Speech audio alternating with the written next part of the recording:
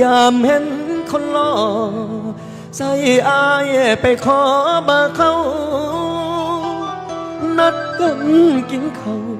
ยังให้อายไปเฝ้าไปรอโมจากใจหรือเจ้าตั้งให้ใส่เล่านอหมู่เขายังนอกหัวบอกว่าอายคือน้ำเจ้าจังใดเฮ็ดน้ำปานนี้โมสันติว่ามักหากแม่นหัวคักว่าเจ้ามีแล้วคนในใจบอกอายโลสาวสิไหนคือท่าทางใหม่บ่อยากให้หมู่เว้าใส่เป็นอายหักสมัครน้ำตา